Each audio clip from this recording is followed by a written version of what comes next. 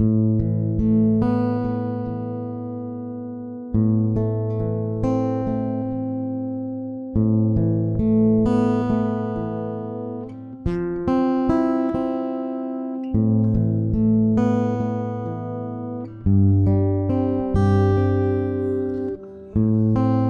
maha melihat, Kau maha mendengar, Kau maha pengampun. Kau maha yang kuat,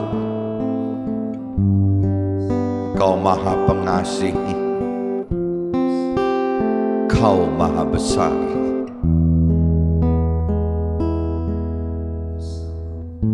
Bersamamu aku hidup, dengan nafasmu, dengan ridhomu, oh Tuhanku, ampuni aku atas dosaku selama ini.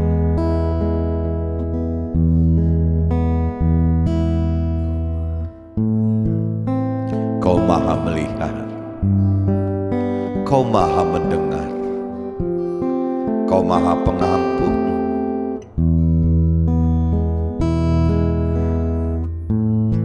Kau maha yang kuat, Kau maha pengasih, Kau maha besar.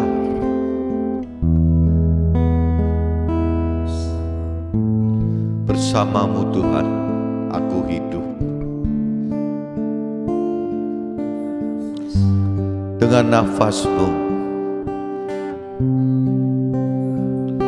dengan ridhomu Tuhan, oh Tuhanku, ampuni aku atas dosaku.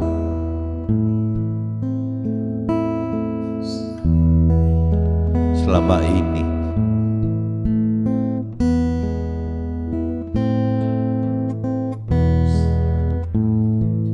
bersamamu Tuhan aku hidup, dengan nafasmu, dengan ridhomu, oh Tuhanku, ampuni aku atas semua dosa-dosaku Tuhan.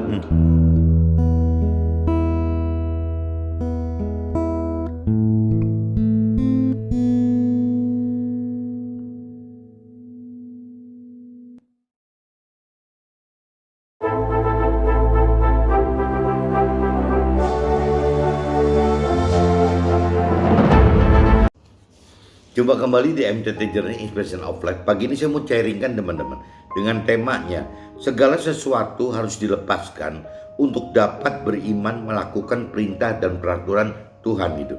Jadi ini didasari dari kitab Lukas pasal 14 teman-teman, ayat 25 sampai 34, dan kitab Filipi pasal 3 ayat 1 sampai 15 teman-teman.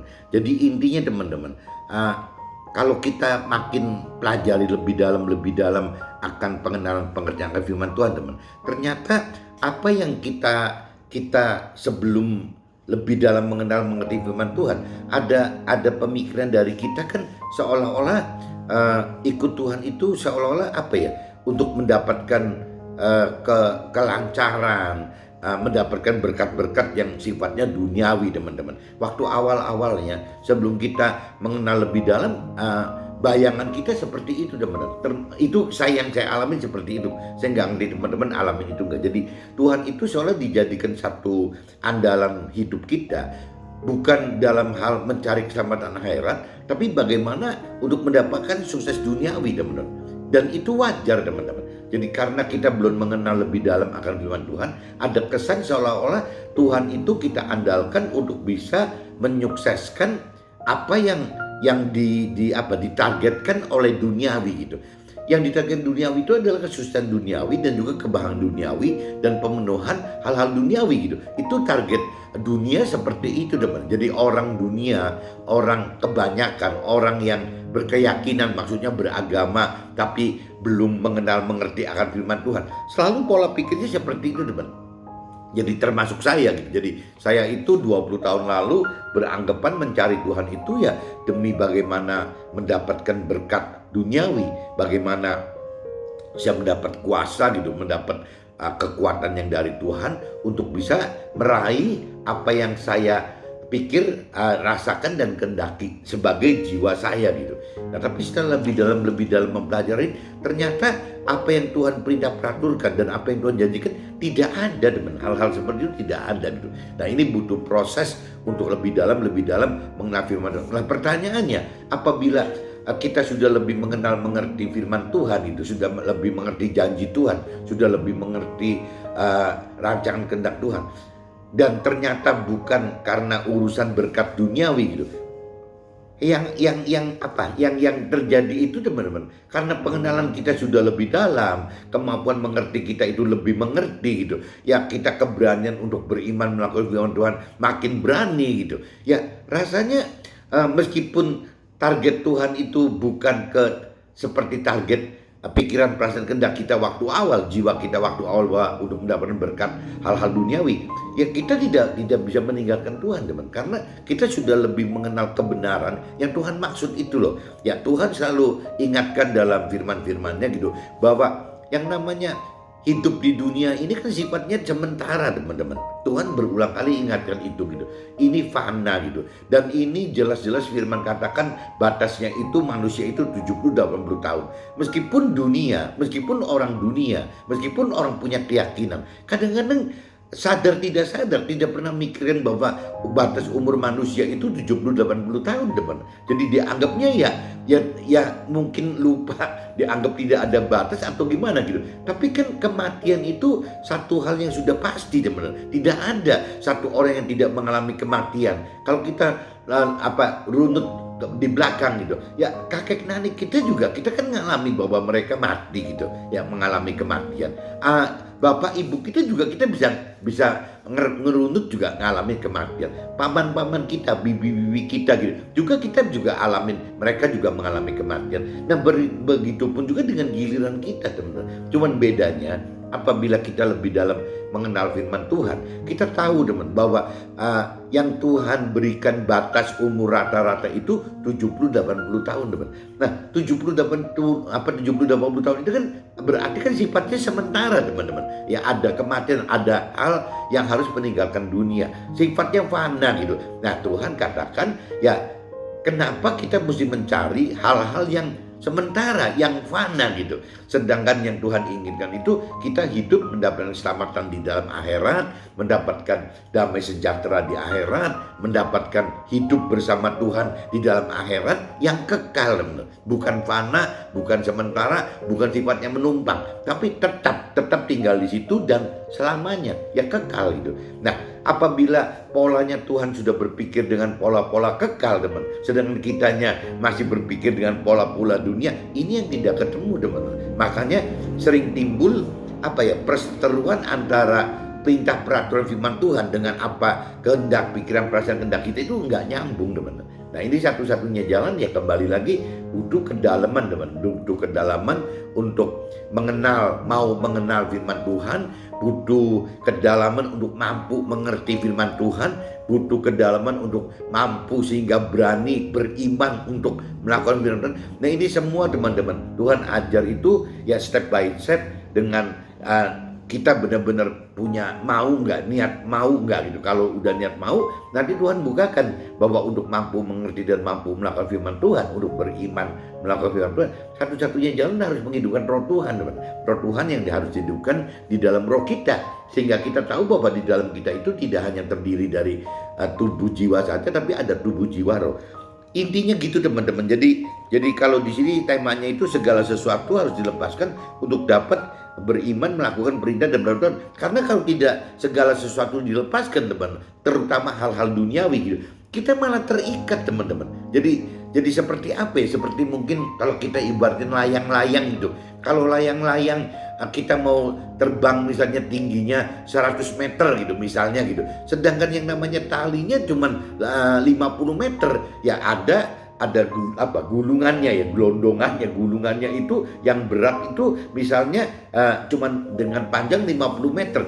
Lah bagaimana layang-layang bisa lebih tinggi dari 50 meter teman? Toh dia sudah ketahan sama satu benangnya cuma 50 meter gitu. Yang kedua, yang gulungannya itu sudah menahan layang-layang yang jauh lebih berat itu apa? Gulungan yang jauh lebih berat itu menahan layang-layang tidak bisa terbang lebih tinggi teman. Jadi ada unsur-unsur seperti itu. Nah itu kembali lagi kalau dalam hal firman itu ya karena kita tidak mengenal mengerti akan firman Tuhan teman. Jadi akhirnya ya benangnya itu bukan 100 meter tapi cuma 50 meter. Kita cuma mengenal mengerti akan firman Tuhan itu sebatas 50 meter teman. Bukan 100 meter gitu. Nah kalau kita sudah lebih dalam mengenal mengerti akan firman Tuhan, mungkin benang ini bukan jadi 50 teman. Benang ini akan lebih dari 50, anggaplah mau 100 atau 100 lebih gitu, tergantung dari kitanya sendiri gitu teman. Jadi intinya gitu teman, lebih dalam mengenal mengerti firman Tuhan itu fungsinya untuk begitu. Nah waktu kita mencapai 100 meter ya pasti pengenalan pengertian akan firman Tuhan akan hidup itu akan berbeda dengan kalau kita cuma dengan batas 50 meter aja teman-teman. Nah ini sebelum saya nanti jelaskan lebih rinci di dalam draft saya coba pagi ini bacakan dulu teman-teman kitab Lukas pasalnya 14 ayatnya 15 ayatnya 25 sampai 34 teman-teman. Judulnya itu perikopnya segala sesuatu harus dilepaskan untuk mengikuti perintah dan peraturan firman Tuhan teman-teman. Jadi segala sesuatu harus dilepaskan gitu. Pada suatu kali banyak orang berduyun-duyun mengikuti Nabi Isa dalam perjalanannya. Sambil berpaling, ia berkata kepada mereka, "Jikalau seorang datang kepadaku dan ia tidak membenci bapaknya, ibunya, istrinya, anak-anaknya, saudara-saudaranya, laki-laki atau perempuan, bahkan nyawanya sendiri, ia tidak dapat menjadi muridku. Barang siapa tidak memikul salibnya dan mengikut aku, ia tidak dapat menjadi muridku. Sebab siapakah di antara kamu yang kalau mau mendirikan sebuah menara tidak duduk dahulu membuat anggaran biayanya, kalau cukup uangnya gitu." Jadi ini cerita diumpamakan membangun menara teman-teman. Jadi di ayat 26 teman-teman, jikalau seorang datang kepada Nabi Isa atau melakukan firman Tuhan itu dan ia tidak membenci bapaknya, ibunya, istrinya, anak-anaknya, saudara-saudaranya laki-laki atau perempuan, bahkan nyawanya sendiri, ia tidak dapat menjadi muridku gitu, tidak bisa melakukan firman Tuhan teman-teman. Jadi di sini kalau kita simak ayat 26 teman-teman, mungkin kalau bagi orang yang belum lebih dalam mengenal firman Tuhan, ini ada satu kejanggalan teman-teman. Masa sih kalau untuk melakukan firman Tuhan harus membenci dulu ya ini saudara-saudaranya ini tuh ya harus membenci yang namanya bapaknya, ibunya, istrinya, anak-anaknya, saudaranya, laki-laki atau perempuan, bahkan nyawa sendiri. Nah, cuman kan dalam maksud perkataan firman ini kan kalau kita balik membenci itu kan lawannya kan berarti mengasihi teman-teman. Jadi kalau kita ambil persepsi yang dibalik gitu, ya maksudnya Tuhan apabila kita tidak mengasihi Tuhan lebih daripada mengasihi ya ini bapaknya, ibunya, istrinya, anak-anaknya atau saudaranya itu ya maksudnya berarti tidak pantas gitu untuk bisa melakukan firman Tuhan, itu tidak mungkin bisa teman. Maksudnya pengertiannya itu teman-teman. Tapi kalau kita yang belum lebih dalam mengerti firman Tuhan, takutnya mentah-mentah diartikan harus membenci gitu. Nah, jadi akhirnya diributkan bahwa melakukan firman Tuhan itu nggak benar, masa mengajari untuk membenci orang tuanya, membenci istrinya, membenci anaknya. Ini yang pengertiannya belum dalam akan berpikir seperti itu teman-teman. Tapi sebenarnya ya begitu teman-teman. Barang siapa tidak memikul salibnya dan mengikut perintah peraturan firman Tuhan, ia tidak dapat menjadikan pelaku firman teman. Kuncinya gitu.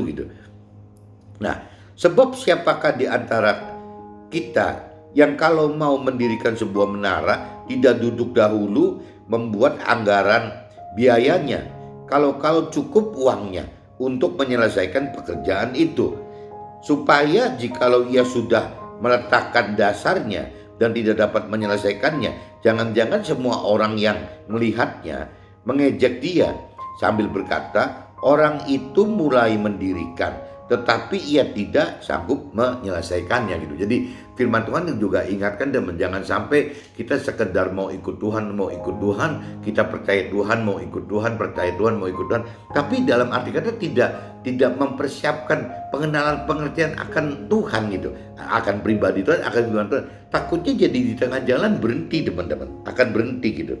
Nah, atau raja manakah yang kalau mau pergi berperang gitu tidak duduk dahulu untuk mempertimbangkan apakah dengan 10.000 orang ia sanggup menghadapi lawan yang mendatanginya gitu dengan 20.000 orang.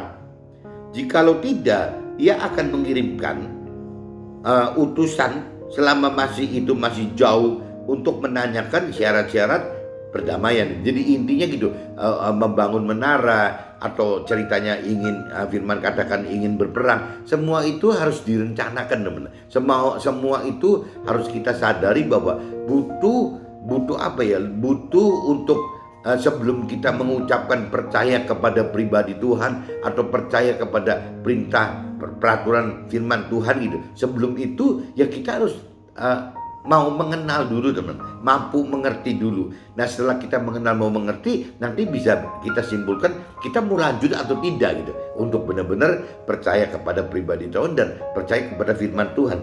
Kuncinya itu, teman-teman. Jadi nggak usah sembrono. Banyak manusia yang sembrono, mau percaya Tuhan, mau ikut Tuhan gitu ya, tapi dalam prakteknya akhirnya bukan ikut Tuhan, tapi ikut Tuhan itu yang dipelintir menjadi seperti pikiran perasaan yang dikehendaki oleh orang tersebut, teman-teman. Nah, ini maksudnya di ayat itu seperti itu. Jikalau tidak, ia akan mengirim utusannya, itu jadi akhirnya malah kalah gitu. Kalau kita nggak rencana dulu, ya kita akan mengalami kekalahan. Demikian pula lah tiap-tiap orang di antara kamu yang tidak melepaskan dirinya dari segala miliknya tidak dapat menjadi si pelaku firman. Nah, ini di ayat ini benar-benar ditegaskan, teman-temannya, di ayat 33 itu. Demikian pula lah tiap-tiap orang di antara kita yang tidak melepaskan dirinya dari segala miliknya, milik dalam hal duniawi ini, keterikatan dengan duniawi ini, teman, tidak dapat menjadi pelaku firman. Ini firman sudah katakan seperti itu. Tapi dalam prakteknya kan banyak orang yang orang dunia atau orang keyakinan beragama tapi tidak mengerti akan firman Tuhan. Ya biasanya ya tidak melihat ini, teman-teman. Malah pengennya Tuhan itu disamakan dengan, kalau kita mendapat berkat duniawi ya berarti ada Tuhan gitu. Kalau tidak ada berkat duniawi ya berarti tidak ada Tuhan.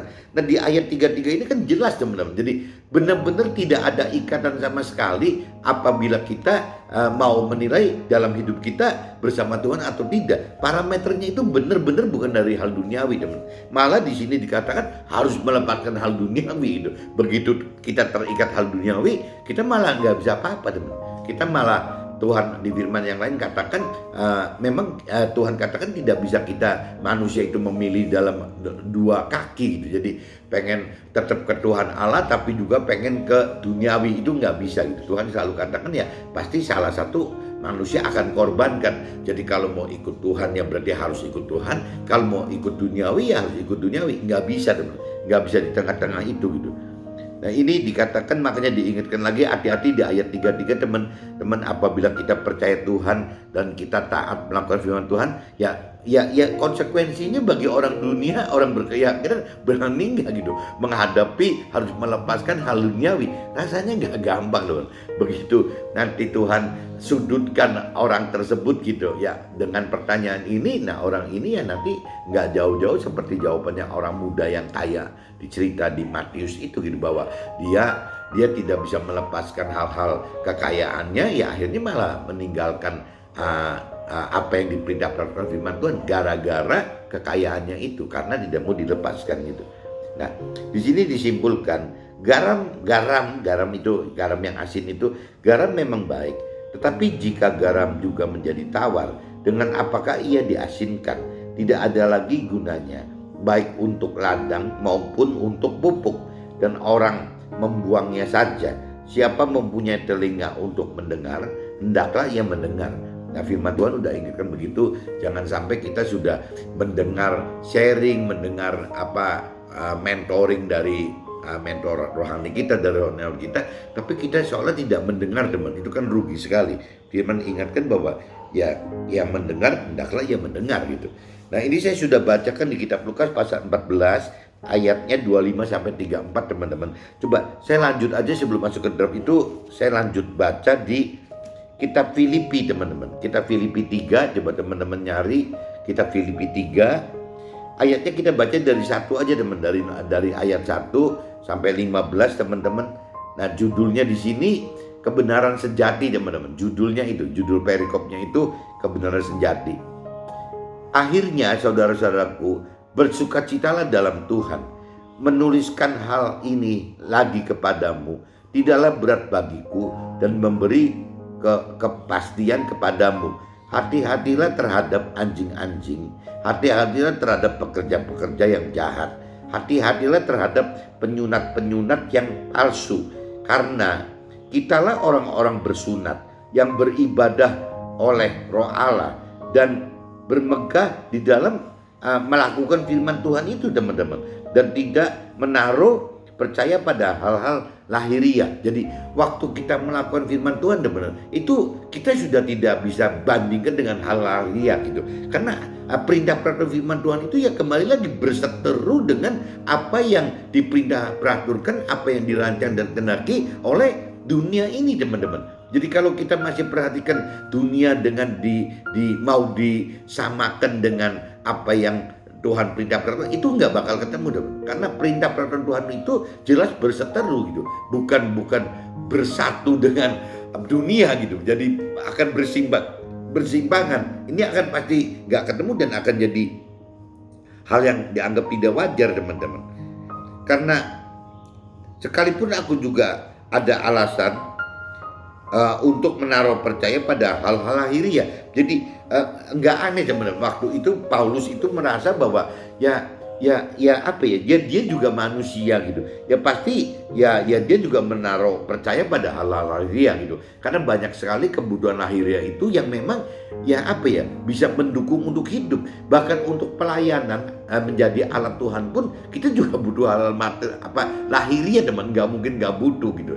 Ya makanya si Paulus itu waktu itu pun juga dia mendanai pelayanannya menjadi alat Tuhan itu dengan ya dia jadi pengusaha, teman-teman. Pengusaha tenda gitu, nyewakan tenda, bangun tenda gitu. Jadi mungkin kalau zaman sekarang kayak bikin properti mungkin ya. Kerjaan Paulus zaman dulu itu bikin properti gitu, bikin rumah-rumah begitu. Karena waktu itu banyak orang tinggalnya di tenda, bukan di rumah gitu.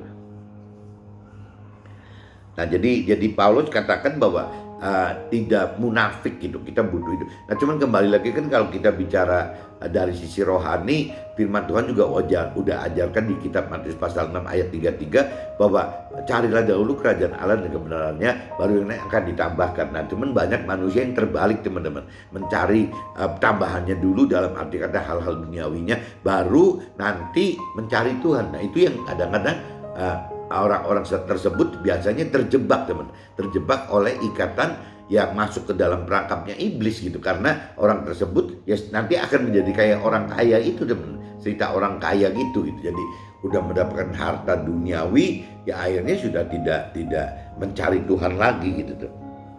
Sekalipun aku juga ada alasan untuk menaruh percaya pada hal lahiriah, ini si Paulus katakan gitu. Jika ada orang lain menyangka dapat menaruh percaya pada hal lahiriah, aku lebih lagi. Disunat pada hari ke-8 dari bangsa Israel, dari suku Benyamin, orang Ibrani asli. Tentang pendirian terhadap hukum Taurat, aku orang Farisi. Taurat, aku orang Farisi. Tentang kegiatan aku penganiaya jemaat. Jadi waktu itu Paulus itu waktu melakukan firman-firman di kitab Taurat, teman, itu keras sekali, teman, terhadap pengikut-pengikutnya Tuhan gitu. Jadi keras sekali karena ya salah pengertian aja gitu. Jadi apa yang Paulus pikirkan itu adalah pikiran perasaan kehendaknya manusia gitu, bukan pikiran perasaan kehendaknya Tuhan. Cuma salah di situ aja, teman. Kalau bicara keradikalannya Paulus itu ya memang harus diacungin jempol gitu. Sejak Paulus sebelum menjadi Paulus sebagai Saulus gitu, memang berani sekali gitu. Seorang Saulus itu berani sekali. Karakternya memang seperti itu, teman-teman. Nah, di sini dikatakan jika ada orang lain menyangka dapat menaruh percaya pada hal lahiriah, aku lebih lagi, ya disunat pada hari ke-8 dan dari bangsa Israel, dari suku Benyamin, orang Ibrani asli. Tentang pendirian terhadap hukum Taurat, aku orang Farisi. Jadi kencang sekali gitu tentang kegiatan aku penganiaya jemaat, tentang kebenaran dalam mentaati hukum Taurat, aku tidak bercacat gitu. Jadi benar-benar pelaku Taurat yang hebat sekali gitu. Tetapi apa yang dahulu merupakan keuntungan bagiku, sekarang ku anggap rugi karena pengenalan akan firman Tuhan yang dari Roh Tuhan itu, teman-teman. Jadi yang tadi saya katakan, Saulus itu bukan cuma salah mengerti saja gitu ya, karena Saulus Taurat memaksakan, orang Farisi memaksakan ya kehendak dari si manusianya, dari jiwa manusianya, dari pikiran perasaan kehendaknya manusia aja gitu. Nah, sedangkan kalau firman Tuhan yang sebenarnya itu mengingini bagaimana caranya melakukan firman Tuhan, melakukan Taurat itu bukan dari pikiran perasaan kehendak manusia, tapi dari pikiran perasaan kehendak Tuhan gitu. Nah, itu bedanya teman-teman. Kalau melakukan firman atas kehendak manusia disebutnya logos gitu, berarti teori rohani banget, baku banget, kaku banget, teologi banget gitu loh. Yaitu kalau bicara dari pikiran perasaan kehendak manusia. Sedangkan kalau dari pikiran perasaan kehendak Tuhan, itu disebutnya rema, teman. Rema itu adalah firman Tuhan yang hidup oleh karena dorongan kehendak, rancangan dan kehendak Tuhan, teman. Jadi beda sekali. Makanya setelah Saulus berubah gitu ya, Saulus itu akhirnya sudah berpikir melakukan firman itu, mengenal mengerti firman dan melakukan firman Tuhan itu sudah dengan bentuk rema, teman-teman. Karena Saulus sudah berubah menjadi Paulus dengan pola-pola pikir bagaimana mengenal mengerti dan melakukan firman Tuhan itu dengan menyertakan, menghidupkan Roh Kudus gitu, teman. Jadi ya Roh Tuhan, jadi akhirnya beda gitu.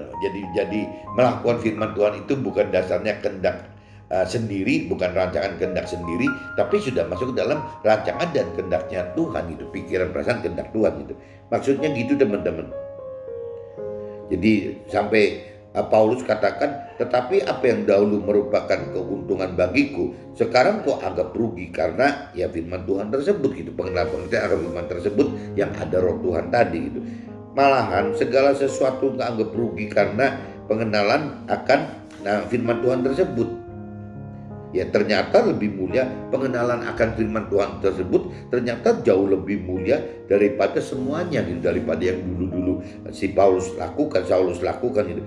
Oleh karena dialah aku telah melepaskan semuanya itu dan menganggapnya sampah supaya aku memperoleh ya Tuhan Allah, teman. Bagaimana untuk dapat melakukan firman Tuhan itu, untuk bisa berjumpa dengan Tuhan Allah dan berada dalam Tuhan Allah, bukan dengan kebenaranku sendiri ya, karena mentaati hukum Taurat, melainkan dengan kebenaran karena kepercayaan kepada ya Tuhan Allah, Roh Tuhan gitu ya, terhadap firman Tuhan tersebut, yaitu kebenaran yang Allah anugerahkan berdasarkan kepercayaan gitu. Jadi yang balik lagi, melakukan firman Tuhan itu bukan karena logos, tapi lebih karena rema gitu, teman-teman. Yang kukendaki ialah mengenal Tuhan dan kuasa kebangkitannya dan persekutuan dalam penderitaannya, di mana aku menjadi serupa dengan Tuhan, dengan firman Tuhan yang serupa dengan apa yang Tuhan perintah peraturan dalam firman-Nya, dan bahkan dalam kematiannya gitu. Tapi dalam hal kematian ini kan, kalau zaman dulu Nabi Isa gitu, mungkin rasul-rasul juga mati dalam kondisi fisik, teman-teman. Tapi kalau kita sekarang itu ya maksudnya mati itu ya bisa nggak mati daging kita gitu, mati hawa-hawa nafsu duniawi kita gitu. Ini yang kita sekarang mesti belajar itu begitu, teman. Nah, salah satu bagaimana untuk bisa mematikan daging kita, hawa nafsu kita itu ya itu, teman, melepaskan hal-hal yang lahiriah, hal-hal yang duniawi. Jadi bukan sebagai target hidup yang utama, tapi ya itu cuma tambahan saja gitu, teman-teman. Bukan yang dicari oleh kita gitu. Kalau kita mencari hal-hal duniawi, akhirnya bakal nggak dapat bisa melakukan firman Tuhan, teman. Nggak mungkin bisa dapat ketemu dengan Tuhan gitu. Jadi kita mesti benar-benar berani melepaskan hal duniawi. Adapun nanti Tuhan kan tahu. Tuhan bilang di ayatnya Matius pasal 6:32 kan Tuhan tahu gitu ya, bahwa kita ini butuh gitu hal-hal lahir ya, duniawi. Apalagi kalau mau jadi alat Tuhan, teman, butuh banget gitu. Kita butuh banget hal-hal lahir ya. Dan Tuhan tahu itu. Nanti Tuhannya, kalau kita percaya, Tuhannya akan tambahkan itu, teman-teman. Jadi di sini dikatakan ya, kalau melakukan firman Tuhan itu jelas ada penderitaan. Jadi Paulus juga udah katakan begitu gitu. Karena waktu melepaskan hal duniawi itu mengalami penderitaan, teman-teman. Ya, baik Nabi Abraham, baik namanya Nabi Isa sendiri, baik yang namanya Zakeus gitu, si pemungut cukai gitu. Semua, teman-teman, rata-rata akan mengalami hal-hal penderitaan karena ketidakwajaran melakukan firman Tuhan itu, teman-teman. Bukan seolah-olah aku telah memperoleh hal ini atau telah sempurna, melainkan aku mengejarnya. Kalau aku dapat menangkapnya, karena aku pun telah ditangkap oleh Tuhan ini, oleh firman Tuhan ini gitu. Saudara-saudara, aku sendiri tidak menganggap bahwa aku telah menangkapnya, tetapi ini yang kulakukan, aku melupakan apa yang telah di belakangku dan mengarahkan diri kepada apa yang di hadapanku, dan berlari-lari kepada tujuan untuk memperoleh hadiah, yaitu panggilan sorgawi yang dari Allah dalam firman Tuhan tersebut, teman-teman.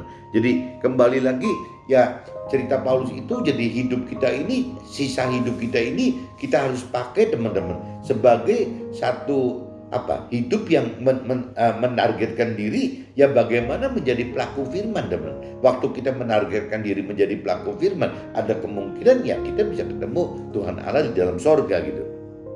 Karena itu marilah kita yang sempurna berpikir demikian, dan jikalau lain pikiranmu tentang salah satu hal itu akan dinyatakan Allah juga kepadamu. Tetapi baiklah, tingkat pengertian yang telah kita capai, kita lanjutkan menurut jalan yang telah kita tempuh. Nah, ini yang tadi saya cerita layangan tadi, teman. Jadi untuk kedalaman pengenalan pengertian akan firman Tuhan itu, kita butuh benang layangan yang panjang sekali, teman. Nah, untuk dapat mendapatkan benang yang panjang itu, yaitu butuh kedalaman pengenalan pengertian akan firman Tuhan. Karena firman Tuhan itu tidak berbatas, teman-teman. Pengenalan pengertian akan firman Tuhan itu tidak akan pernah ada batasnya sampai kita meninggal dunia. Kenapa? Karena firman itu hidup, teman-teman.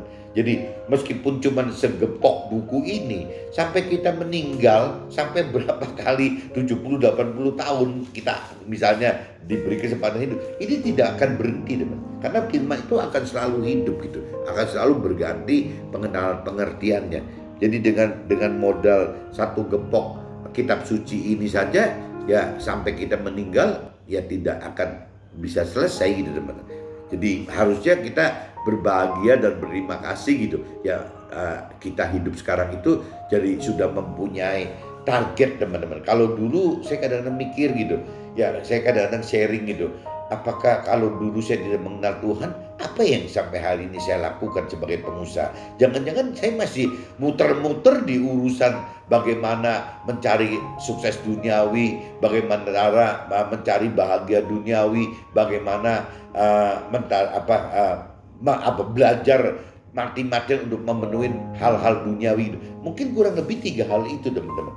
Jadi ya, tapi itu tidak pernah berakhir juga, teman-teman. Tapi waktu saya sudah lebih mengerti akan firman, sekarang jadi lebih tahu bahwa target saya itu bukan cuma di dunia fana ini, dunia sementara yang 70-80 tahun ini, tapi target hidup saya itu adalah Tuhan ajar kita untuk bagaimana masuk ke dalam dunia jatuh akhirat gitu, yang dunia baru, bumi baru, langit baru gitu, dunia baru yang memang tidak berbatas, teman-teman, masuk ke alam kekekalan. Nah, ini yang mesti posisi kita itu nanti menduduki posisi di dalam kerajaan Tuhan, di dalam surga, di posisi yang terdekat dengan Tuhan itu ya, ini, teman-teman. Sisa hidup kita ini harus kita buang semua begitu gitu.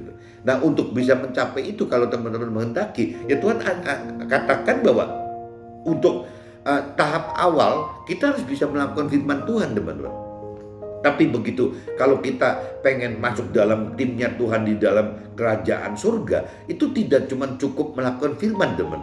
Melakukan firman itu kan sebagai konsumen, jadi kita terima firman, kita lakukan gitu. Nah, Tuhan inginkan kita sebagai produsen firman gitu. Berarti bagaimana kita mengajarkan firman Tuhan kepada sesama, teman, kemana-mana dan di mana-mana gitu. Bagaimana kita mengajarkan ini. Nah, cuman yang saya tangkap itu mengajarkan itu kan tergantung talenta kita. Kalau Tuhan kita dijadikan sebagai pengusaha atau teman-teman di karir gitu, ya mungkin ini pergaulannya kan kehidupan kan banyaknya di di dunia sekuler gitu, di marketplace gitu. Kita ada di situ, yang beda dengan Tuhan yang beri talenta sebagai mentor rohani atau rohaniawan, yaitu kan adanya di level-level ngajar teori rohani atau teologi itu, teman. Tapi kalau kita kan nggak bisa, teman, nggak punya dasar teologi atau teori rohani yang cukup gitu. Nah, akhirnya kita cuma bagaimana mengajarkan firman Tuhan lewat memberitakan kesaksian hidup kita bersama Tuhan di dalam firman Tuhan, teman. Ya seperti itu gitu. Nah, kalau kita percaya itu, ya Tuhan targetkan kita, teman. Waktu kita meninggalkan dunia ini, selain kita masuk ke dalam surga, kita juga masuk ke dalam tim kerajaannya Tuhan dalam surga sebagai keluarga Tuhan di dalam surga itu, yang memimpin warga-warga surga itu, teman-teman. Nah, ini target kalau kita percaya Tuhan itu, ya target kita itu sebenarnya target hidup itu seperti itu, teman-teman. Bukan targetnya bagaimana mencapai sukses duniawi, bahagia duniawi, mendapatkan hal duniawi. Justru kalau itu malah Tuhan bilang bisa mengikat itu gitu. Makanya di sini dikatakan pagi ini segala sesuatu itu harus dilepaskan gitu. Hal-hal yang duniawi itu harus dilepaskan.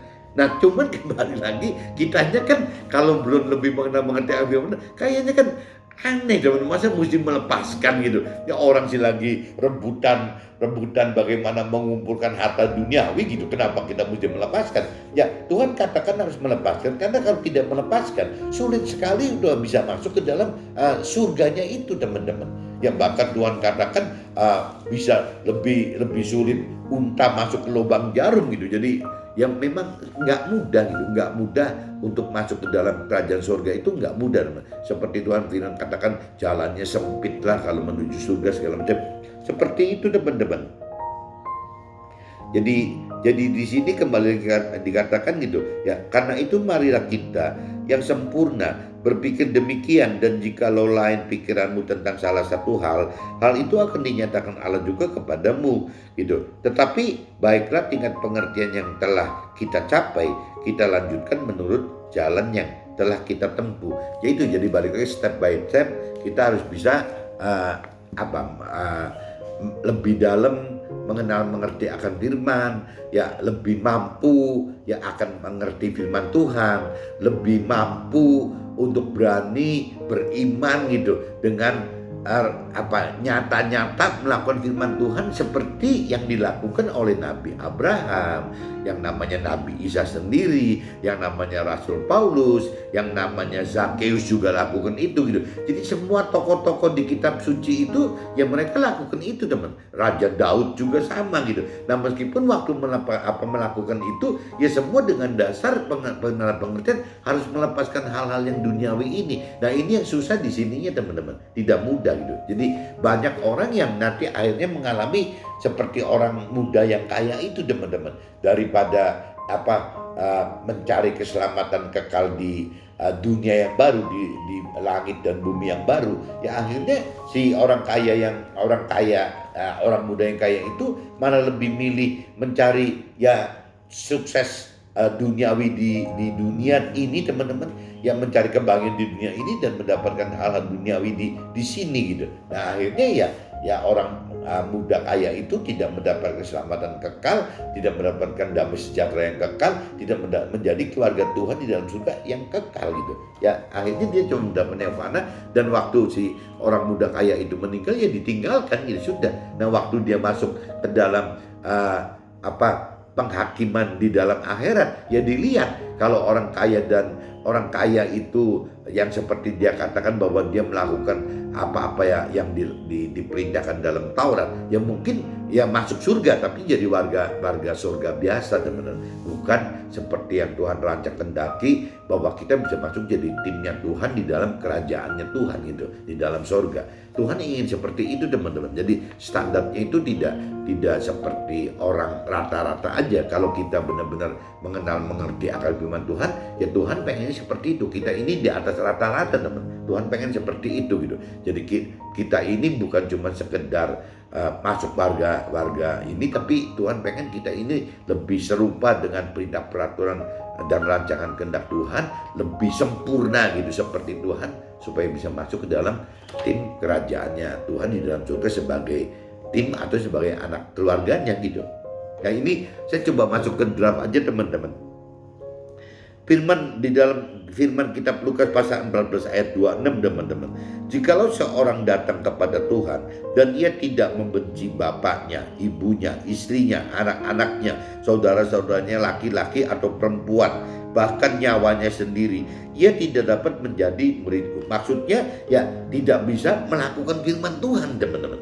Enggak mudah gitu. Nah, cuma di sini kalau kita enggak lebih dalam mengerti akan firman Tuhan, sebenarnya kan kalau kita lebih dalam bisa anggap bahwa membenci, kalau kata-kata membenci di dalam firman tersebut adalah membenci adalah kebalikan dengan mengasihi, kan, teman-teman. Bedanya gitu. Jadi jika kita tidak dapat hanya mengasihi Tuhan, ya maka kita tidak dapat melakukan perintah dan perintah. Jadi Tuhan pengennya apabila kita tidak hanya mengasihi Tuhan, nomor satu itu Tuhan gitu, hanya mengasihi Tuhan, kita nggak mungkin bisa melakukan firman Tuhan gitu. Maksudnya gitu, teman-teman. Nah, cuman jadi akhirnya kan kalau dibalik itu, kalau kita tidak mengasihi Tuhan nomor satu dibanding ya ngasihi ayahnya, bapaknya, ibunya, istrinya, anak-anaknya, saudaranya laki-laki atau perempuan, atau dirinya dia sendiri, ya Tuhan itu bilang tidak mungkin kita bisa melakukan firman Tuhan gitu. Jadi memang kita mesti prioritaskan bahwa kita mengasihi Tuhan nomor satu. Nah, cuman bahasanya dibalik jadi kesannya membenci. Padahal sih sama aja. Kalau kita balik ya bukan membenci tapi mengasihi. Jadi bagaimana kita mengasihi Tuhan itu sebagai prioritas satu kita dalam hidup kita, teman-teman. Lukas pasal 14 ayat 27, barang siapa yang tidak memikul salibnya dan mengikut aku, ia tak dapat menjadi muridku. Ya balik lagi, ya salib di sini berarti kan siapa yang tidak bisa menanggung beban, yaitu beban penderitaan gitu. Kenapa sih mesti beban penderitaan? Ya karena kebalik lagi, bagi dunia melakukan firman Tuhan itu adalah ketidakwajaran gitu, teman-teman. Ya otomatis banyak diprotesnya gitu. Ya banyak diprotes. Tadi dikatakan oleh bapaknya, ibunya, istrinya gitu. Ya anaknya, saudaranya, bahkan diri sendiri, seperti yang tadi Paulus katakan, sebenarnya secara lahirnya juga dia butuh kok, bukan tidak butuh. Sama, kita juga akan merasa seperti itu, teman-teman.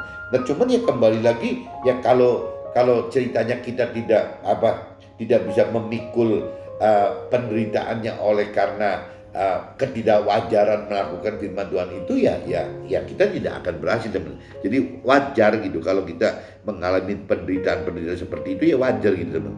Jadi di sini dikatakan memikul beban itu, ya di sini di Nasrani katakan salibnya gitu. Padahal itu bebannya tadi gitu, melakukan firman Tuhan tersebut gitu. Ia tidak dapat menjadi pelaku firman. Barang siapa tidak mau dan tidak mampu mengerti serta tidak mampu untuk berani melakukan firman Tuhan, maka tidak akan beriman sesungguhnya kepada Tuhan. Firman Tuhan adalah perseteruan bagi dunia. Ini kembali lagi, teman-teman.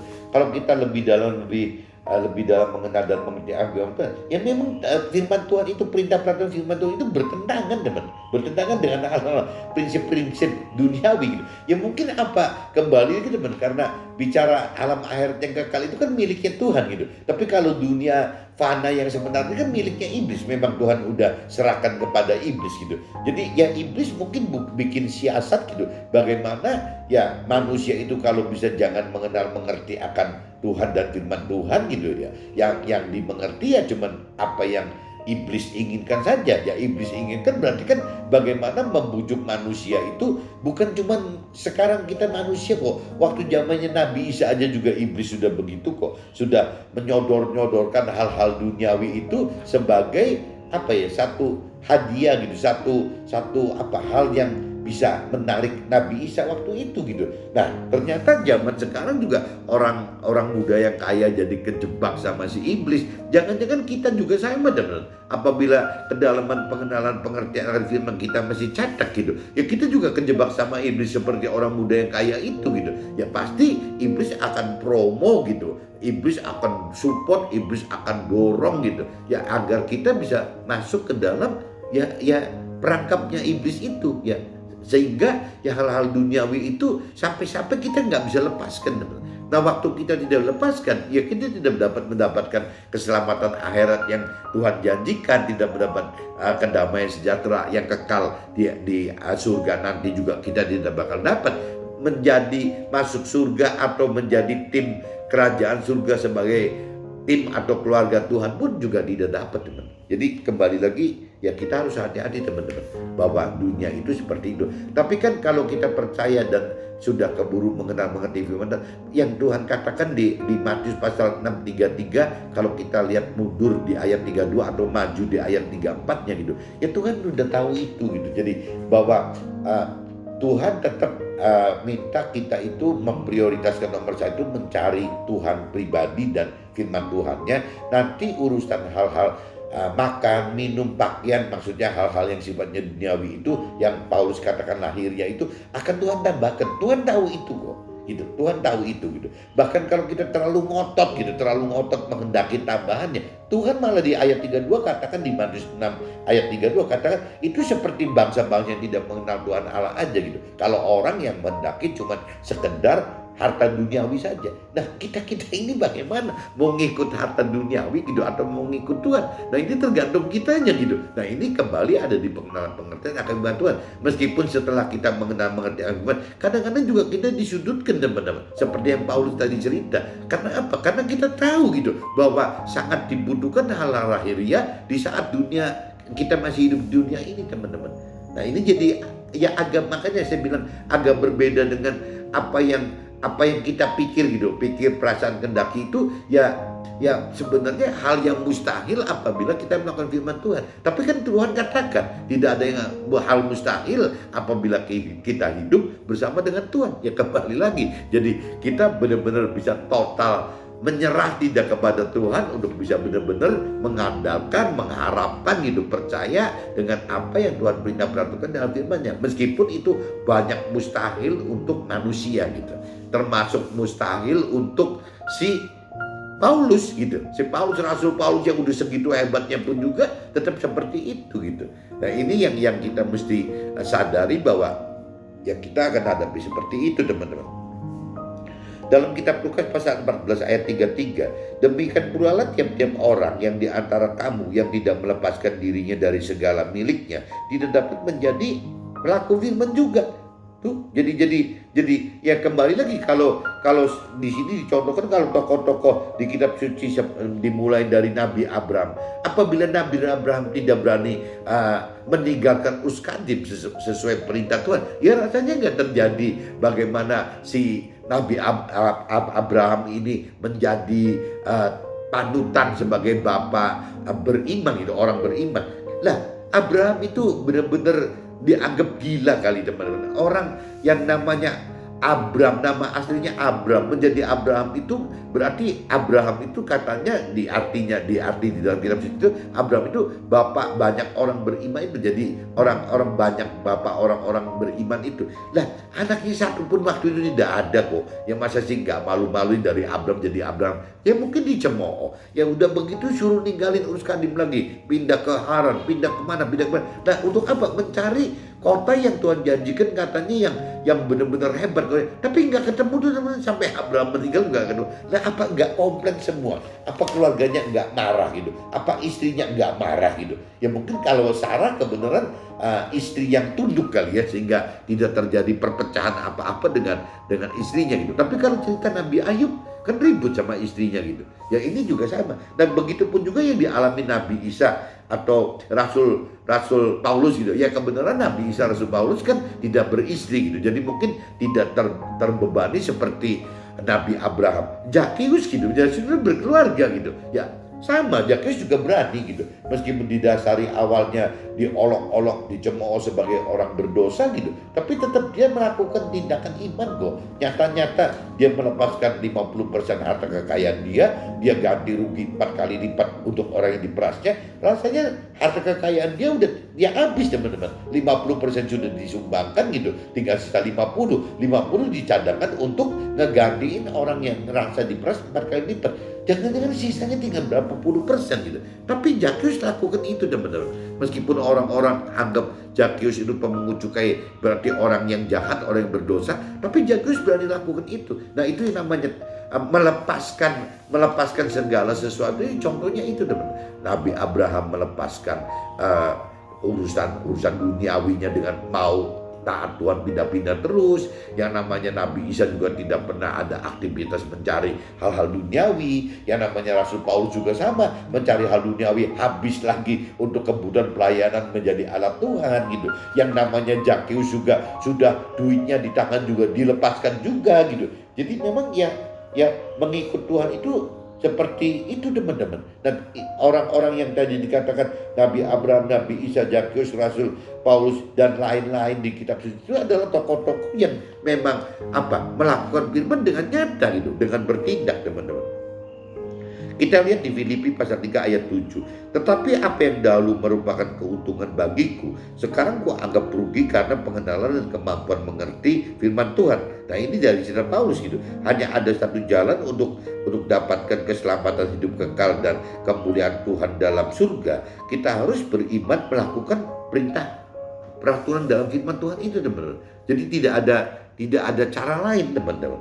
Nah, dalam Tuhan kita harus bertindak dengan kebenaran yang dari Tuhan, yakni ayat-ayat firman Tuhan yang logos harus dihidupkan oleh Roh Tuhan yang menjadi rema gitu, teman. Sehingga kita dapat serupa dengan kebenaran hidup seperti yang difirmankan Tuhan. Kalau sampai firman Tuhan itu tetap bentuknya bukan rema, teman, tetap logos, itu yang susah, teman. Jadi akhirnya nanti seperti yang waktu awal-awal Paulus alami itu gitu ya, dianggapnya ya seperti Taurat banget gitu. Jadi benar-benar terjadi melakukan firman itu terjadi karena pikiran perasaan kehendak si manusianya, bukan pikiran perasaan kehendak Tuhannya gitu. Ini antara logos dengan rema maksudnya gitu, teman-teman. Hidup adalah untuk mengenal Tuhan dan kuasa kebangkitannya, walau harus mengalami penderitaan oleh karena ketidakwajaran perintah dan peraturan firman-Nya agar kita serupa dengan Tuhan. Nah, ini tadi saya sudah jelaskan, teman-teman, bahwa ya memang melakukan firman Tuhan itu adalah berseteru dengan kehendak rancangan kehendak dari si duniawi sendiri, teman-teman. Jadi mudah-mudahan tema hari ini segala sesuatu harus dilepaskan untuk dapat beriman melakukan perintah dan peraturan Tuhan itu, teman-teman bisa tangkap. Oke, teman-teman, see you, bye-bye.